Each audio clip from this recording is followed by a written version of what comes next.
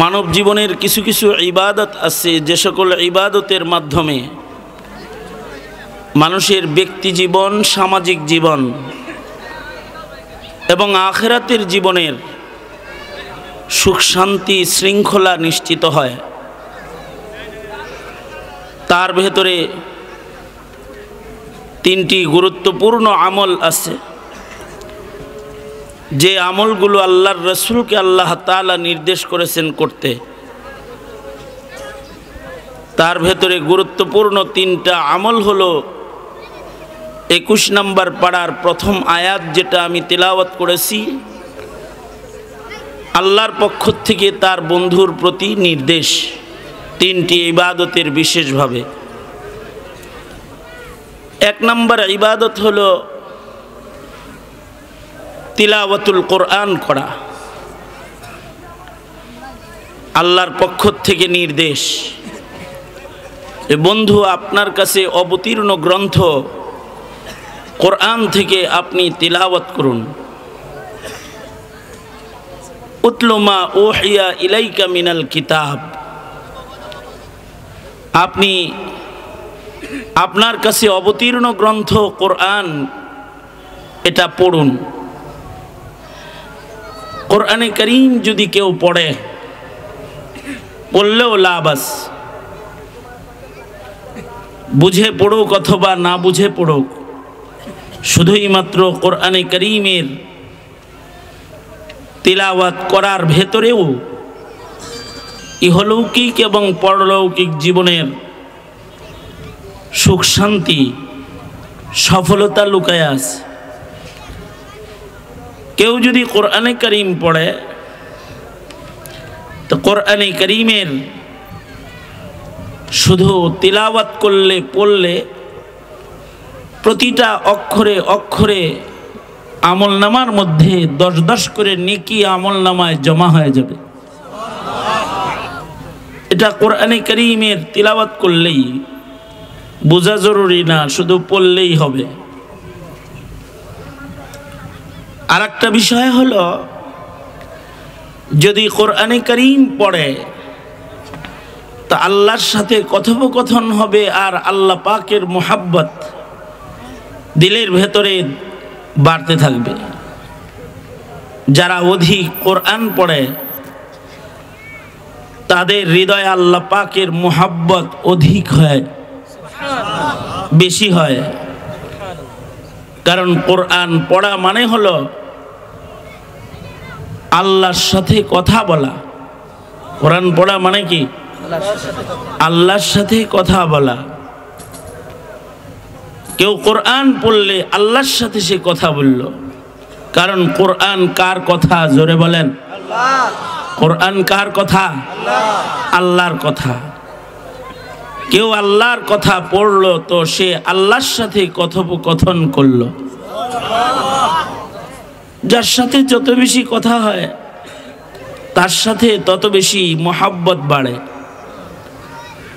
যার সাথে কত কম কথা হয় তো মহব্বত ধীরে ধীরে কমে, আর কথা বেশি হয় তো মহব্বত বাড়ে।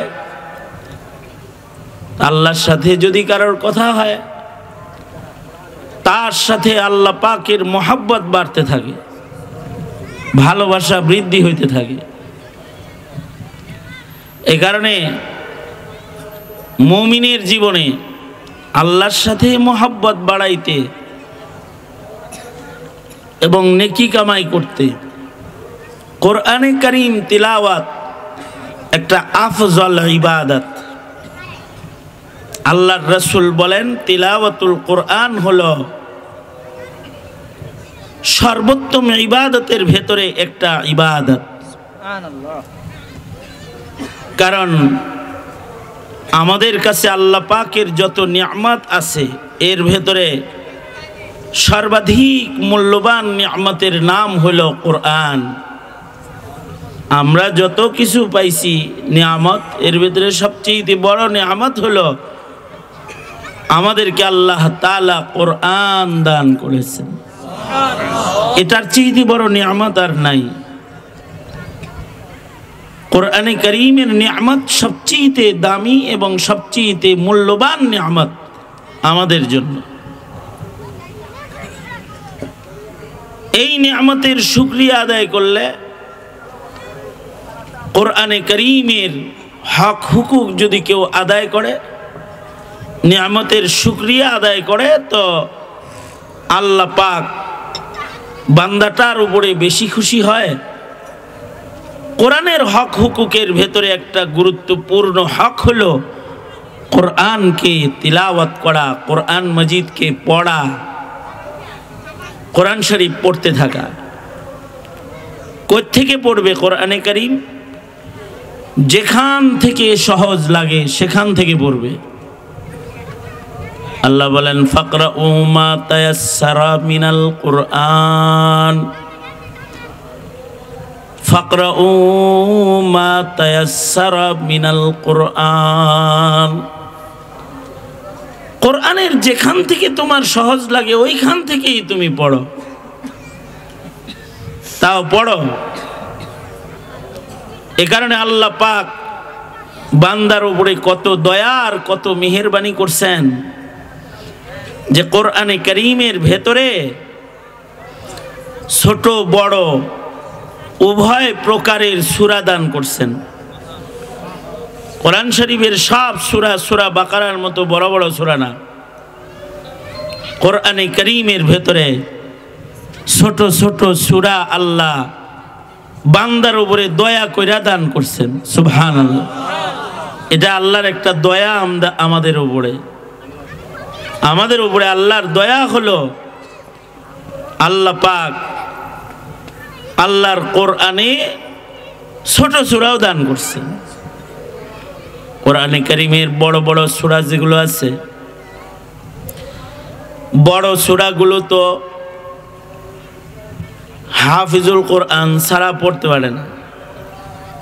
যারা আলেম তারা পড়ে, কিন্তু কোরআনে কারীমের ভেতরে আল্লাহ তাআলা এক লাইনের, দেড় লাইনের, সোয়া লাইনের, 2 লাইনের সূরা আমাদের দান করেছেন, পড়তে পারে। এজন্য ছোট ছোট সূরা কোরআনে কারীমের বিশেষ শান।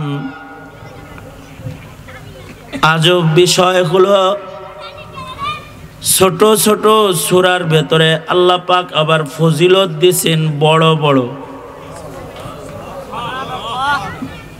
সূরা ছোট কিন্তু ফজিলত বড়। কেউ যদি সূরা ইখলাস, ছোট্ট সূরা, এটাকে যদি পড়ে, একবার সূরা ইখলাস পড়লে আমলনামার মধ্যে মহান আল্লাহ খুশি হয়ে 10 পারা কোরআন পড়ার সওয়াব বান্দাকে দান করে। আর যদি কেউ 2 বার পড়ে সূরা ইখলাস 20 পারা কোরআন পড়ার সওয়াব দান করে। যদি কেউ 3 বার পড়ে তো তাকে আল্লাহ তাআলা খুশি হয়ে 1 খতম কোরআন পড়ার সওয়াব দান করে। কোনো বুড়া, কোনো মহিলা, কোনো শিশু, কোনো অশিক্ষিত লোক গোটা কোরআন যে পড়তে পারে না, মুখস্থ করতে পারে না, তেলাওয়াত করতে পারে না, সে যদি শুধুই মাত্র সূরা ইখলাসকেও ভালোবাসে, তাহলে এই কোরআনের এই সূরার ভালোবাসার কারণে এই সূরা তাকে আল্লাহর জান্নাতে পৌঁছায় দিবে। সুবহানাল্লাহ। সাহাবীদের ভিতরে এক সাহাবী ছিল যে সূরা ইখলাসকে ভালোবাসতো, সূরা ইখলাসকে খুব পড়তো। সকালে সন্ধ্যায় দিনে রাত্রে নামাজে বসে, চলতে ফিরতে জাগ্রত, যখনই চান্স পাইতো সূরা ইখলাস, কুল হুয়াল্লাহর সূরা বেশি পড়তো। তো আল্লাহর রাসূল তাকে জিজ্ঞেস করলেন, এই তুমি সূরা ইখলাস এত বেশি কেন পড়ো? সাহাবী বলে, আমি সূরাতুল ইখলাসকে ভালোবাসি। ওগো আল্লাহর নবী, সূরা ইখলাসকে আমি বেশি পড়ি, তার কারণ হলো এই সূরাটারে আমি মোহাব্বত করি, ভালোবাসি। আল্লাহর রাসূল বললেন, তুমি যেহেতু এই সূরাকে ভালোবাসো, এই সূরা তোমাকে আল্লাহর জান্নাতে পৌঁছায়া দিবে। তাইলে কেউ যদি কোরআনে কারীম সব জায়গায় পড়তে নাও পারে, তো সূরা ইখলাস পড়ে, সূরা ইখলাস পড়বে। ছোট্ট সূরা, এইটা পারে তো এটাই পড়বে। এইটা পড়লেও সূরা ইখলাস আপনাকে আমাকে আল্লাহর জান্নাতে পৌঁছায়া দিবে। কোরআনে কারীমের সাথে ভালোবাসা পয়দা করা, তিলাওয়াত বেশি করা, কোরআনকে ইজ্জত করা, কোরআনের হুকুম মানা, এগুলো কোরআনে কারীমের হক। মুসলিম হিসাবে কোরআনের এই হকগুলো আদায় করা প্রতিটা মুসলমানের জন্য গুরুদায়িত্ব। এটা মুসলমানের জিম্মাদারি দায়িত্ব যে সে কোরআনের হক আদায়কারী মুসলমান হবে। সুতরাং কোরআন পড়ব, আল্লাহর নির্দেশ, কোরআন পড়ো, কোরআন পড়ব। বাচ্চাকে কোরআনে কারীম পড়াবো, নিজের সন্তানকে কোরআন পড়াবো। বাচ্চাকে বলবো কোরআন পড়ো, কোরআনে কারীম পড়ো, আল্লাহর সাথে নিজের মোহাব্বতটাকে বৃদ্ধি করো, বাড়াও, পড়ো। বড় সূরা পড়ো না তো ছোট সূরা পড়ো, সূরা ইখলাস পড়ো, ফালাক নাস পড়ো, ছোট ছোট সূরা এইগুলা মুখস্থ করো, এগুলো পড়ো। সকালবেলায় ফজরের পরে 3 বার সূরা ইখলাস পড়ো, মাগরিবের পরে 3 বার সূরা ইখলাস পড়ো। দিনে যখন চান্স পাও বসে বসে সূরা ইখলাস পড়ো। বসে আছো নিরিবিলি, কাজ নাই তো বসে বসে সূরা ইখলাস পড়ো। 3 মিনিট, 3.5 মিনিট কেউ যদি সূরা ইখলাস পড়ে, জান্নাতের ভেতরে আল্লাহ তারে একটা বাড়ি দান করে। আল্লাহর রাসূল বলেছেন, কেউ যদি 3 বার সূরা ইখলাস পড়ে তাকে আল্লাহ তাআলা 1 খতমের সওয়াব দান করে। কেউ যদি 6 বার সূরা ইখলাস পড়ে তাকে 2 খতম কোরআনের সওয়াব দান করে। কেউ যদি 9 বার সূরা ইখলাস পড়ে, কুল হুয়াল্লাহর সূরা যদি 9 বার কেউ পড়ে তাকে আল্লাহ তাআলা 3 খতম কোরআন পড়ার সওয়াব দান করে। আর কেউ যদি 10 বার, একটা না 10 বার সূরা ইখলাস পড়ে, সাথে সাথে মহান আল্লাহ তার জন্য জান্নাতের মধ্যে একটা প্রাসাদ নির্মাণ করে। জান্নাতে প্রাসাদ হবে সূরা ইখলাস 10 বার। টাইম লাগবে কতক্ষণ? 3 মিনিট, 3-3.5 মিনিট। 3-3.5 মিনিটে জান্নাতের ভিতরে প্রাসাদ বাড়ি হয়ে যাইব, সূরা ইখলাস পড়লে হয়ে যাইব। সাহাবী এই কথা শুই না, নি'মাল ইলাহু ইলাহুনা, নি'মাল ইলাহু ইলাহুনা। সাহাবী কয়, আমার আল্লাহ কত ভালো, অল্প মেহনতে কত দেয় রে, আল্লাহ কত ভালো। নি'মাল ইলাহু ইলাহুনা, নি'মাল ইলাহু ইলাহুনা। সাহাবী কয়, সাহাবীরা তো বুঝছে, দাম বুঝছে, আমরা দাম বুঝি নাই, কোরআন তেলাওয়াতের মূল্য বুঝি নাই। আমরা ফেসবুক পড়ি, পত্রিকা পড়ি, নভেল বই পড়ি, উপন্যাস পড়ি, কিন্তু কোরআন পড়ি না। আমরা, আমাদের ছেলেরা কোরআন পড়া জানে না।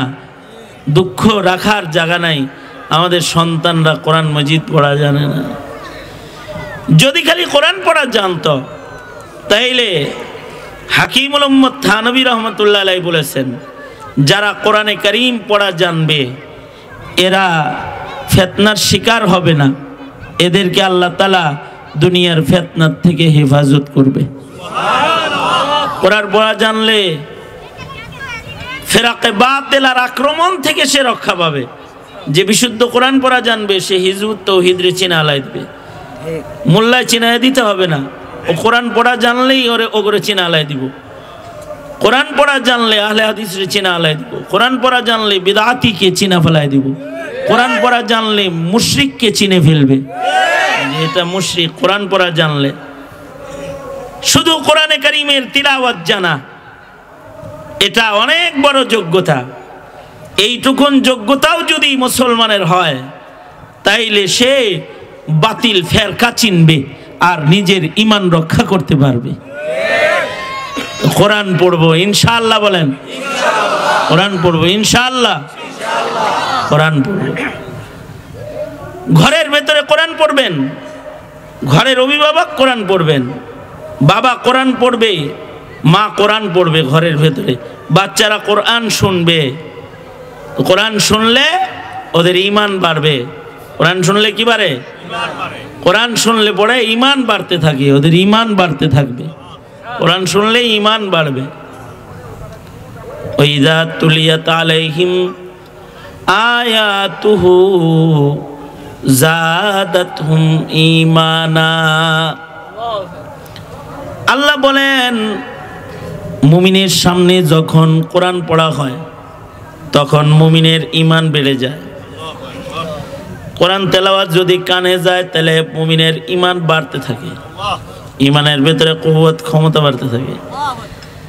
মুমিনের কানে কোরআন গেলে, কোরআন শুনলে পরে তাকওয়া বাড়তে থাকে। এই কারণে ওয়াজ শুনলেও কিন্তু চোখে পানি এসে যায়, কোরআনের কথা শুনলে দিল নরম হয়ে যায়। কোরআনের তেলাওয়াত শুনলে মানুষের ঈমান বাড়ে, তার তাকওয়া বাড়ে, তার দিল সাফ হয়। শুধু কোরআন শরীফ শুনলেও লাভ হয়। এই কারণে আল্লাহর নির্দেশ হলো উতলু মা উহিয়া ইলাইকা মিনাল কিতাব। কোরআনে কারীমের একটা অলৌকিকত্ব এটা যে কোরআন যদি কোনো কাফেরের সামনেও তিলাওয়াত করা হয়, মুশরিক বেঈমান কাফের, তার কানে কোরআন শরীফ পড়া হইতেছে, সে কোরআন শুনতেছে, তাহলে কোরআনে কারীমের অলৌকিকত্ব এটা যে কাফেরের কানে কোরআন শরীফ পৌঁছলে কাফেরের কুফরি ঝরে পড়ে যায়,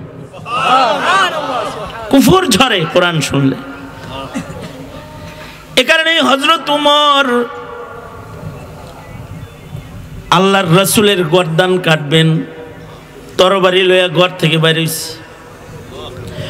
আরবরা পুরস্কার ঘোষণা করছে যে মুহাম্মাদের গর্দান যে এনে দিতে পারবা তাকে 100 উট দেওয়া হইব। হযরত ওমর বাইরে হয়ে গেছে নবীজির গলা কাটার লেগে। রাস্তায় যায় শুনে ওনার বোন জামাই নাকি মুসলমান হয়ে গেছে। আরে কারে মারতে যায় আগে ঘরের লোক মেরে লই।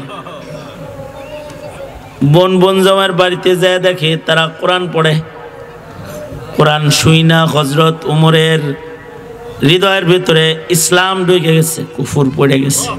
যা কয়, এই কি জানি তোর মুখে তেলাওয়াত শুনলাম, তোদের মুখে কি জানি তেলাওয়াত শুনছি, এটা আমার সামনে আবার পড়, এটা দে আমারে, আমি দেখুম কি পড়ছস, দে দেখমু, আমি শুনবো।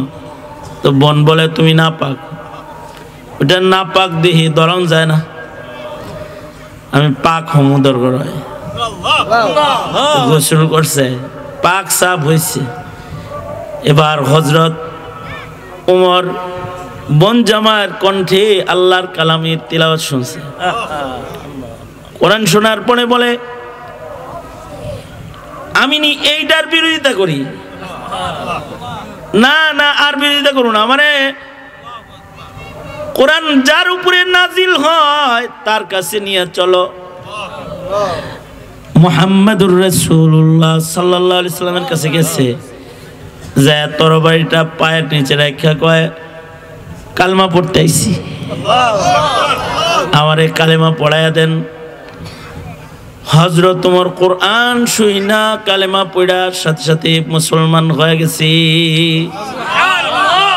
কোরআন হযরত ওমরের হৃদয়ের কুফর ঝরায়া দিছে। এক সাহাবী মনে মনে কয় যে কোরআন ওমরের কুফর জড়ায়, সেই কোরআন ওমরের রাগ জড়াইব না, রাগও জড়াইব। এই যে সাহাবী কোরআন পড়া শুরু করছে। এমনি হযরত ওমর তো আধা জাহানের খলিফাতুল মুসলিমিন ছিলেন, আধা জাহানের খলিফাতুল মুসলিমিনের মন্ত্রী পরিষদ ছিল, মন্ত্রী পরিষদ। এই হযরত ওমরের মন্ত্রী পরিষদের একজন সদস্য হলেন হযরত হুর ইবনে কায়েস। হুর ইবনে কায়েস রাহমাতুল্লাহি আলাইহি, বিশিষ্ট তাবেঈ।